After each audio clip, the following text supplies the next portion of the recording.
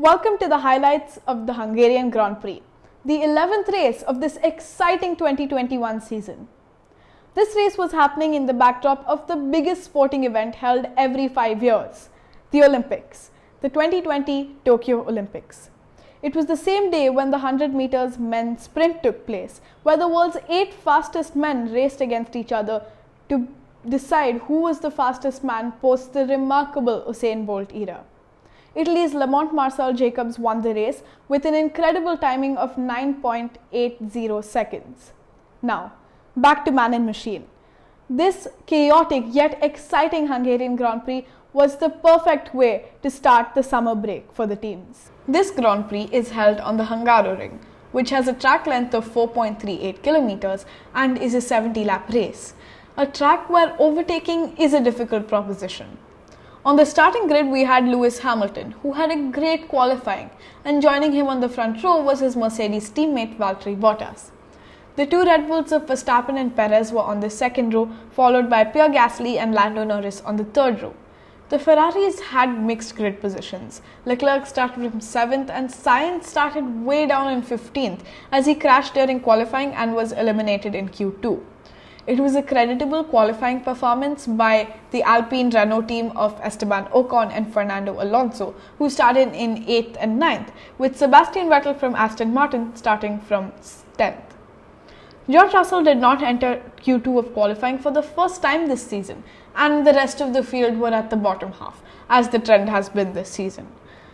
Excitement of the first turn this season continues. While Lewis Hamilton got off to a good start, disaster struck for the other front row starters.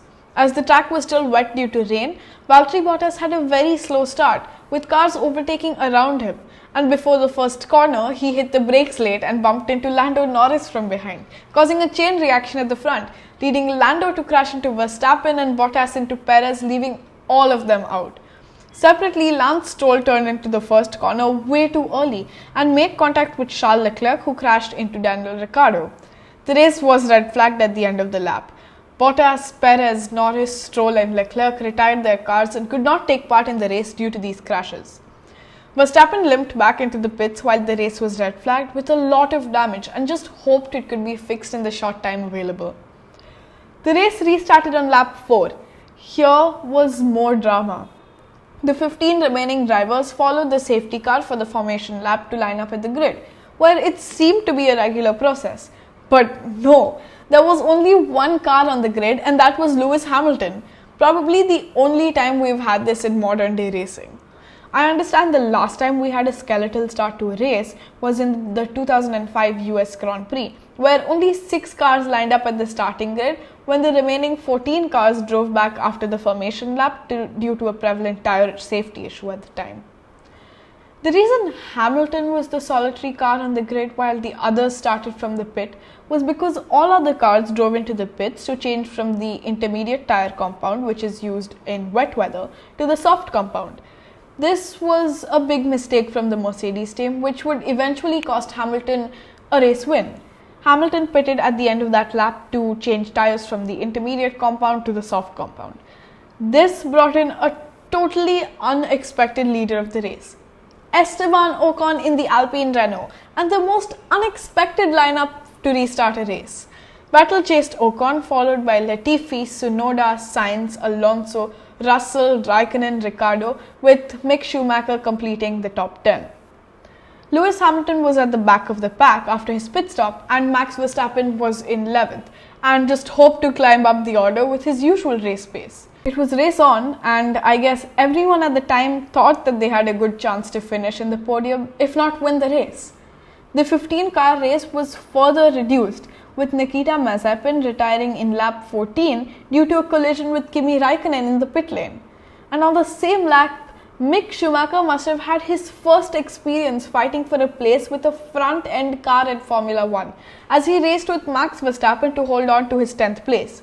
Max had to fight for the place over 3 pacey corners after Mick was doing some brilliant defending, which his father was famous for over the years. While Esteban Ocon was rock solid in the lead, with Vettel trying all he could to overtake Ocon, Hamilton was trying to maximize his point scoring ability by climbing as high as possible. Karan Chandok, the pitside analyst, rightly predicted on air of Lewis Hamilton's next pit stop on lap 20. Mercedes' amazing race strategy provided that opportunity where Lewis Hamilton was made to proactively pit on lap 20, just a lap before Max Verstappen. When Verstappen pitted as well in the next lap, he was coming out of the pits and Hamilton overtook him. The undercut was successful for the second time this season for Mercedes.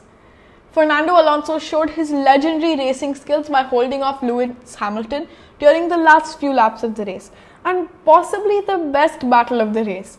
In this extremely interesting battle, every time Hamilton got close, Alonso had extraordinary defending skills at top speeds. Alonso did make one small mistake and locked up in lap 65, which allowed Hamilton to overtake Alonso for the 4th spot, and eventually he overtook Carlos Sainz as well for the P3 spot, who was also driving a determined race with wearing out tires. With close battles all around, Esteban Ocon prevailed and won the Hungarian Grand Prix after fending off strong moves by Sebastian Vettel in second place all the way from the restart. Vettel threw everything at Ocon to get to the lead, but the Hungaroring stood its reputation of being a difficult track to overtake on. Interesting fact, Esteban Ocon had last won a single-seater race back in Formula 3 in 2015. What a stage to choose to win your next Grand Prix. Sebastian Vettel was second after an incredible drive, and Lewis Hamilton was third. Carlos Sainz finished 4th, while Fernando Alonso finished 5th and also rightfully won the Driver of the Day vote by playing a pivotal role in helping Ocon register his first Formula 1 win. The friendship between the two was evident when Ocon jumped onto Alonso in joy in front of the team after the race, a rarely seen friendship in F1 between teammates. It was a double points finish for the two Williams. Nicholas Latifi earned his first points of Formula 1, finishing 8th, and George Russell was 9th. Pierre Gasly took the fastest lap point from Lewis Hamilton.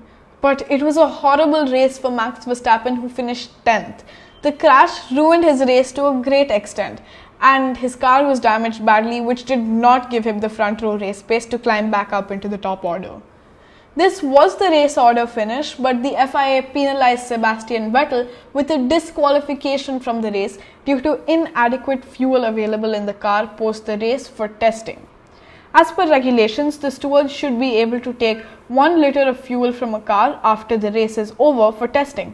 Unfortunately, the stewards were only able to take 300 ml from Sebastian Vettel's car, which resulted in the terrible verdict for the 4-time former world champion. A disqualification seems like a harsh penalty, but perhaps the FIA would have gone by the book and followed the guidelines laid down as rules to safeguard the interest of the sport. The championship tables have turned. Lewis Hamilton has an 8-point lead over Max Verstappen in the Drivers' Championship, and in the Constructors' Championship, Mercedes has a 12-point lead over Red Bull. This race was interesting for so many reasons, especially its topsy-turvy nature. The top 6 drivers except Lewis Hamilton were all at the back, the midfield drivers were at the top, and the back markers were at the midfield. What a perfect race for the die-hard fan. The next race is on the 29th of August in the beautiful and fast Belgian Spa. I hope you enjoyed the highlight, everyone. Thank you.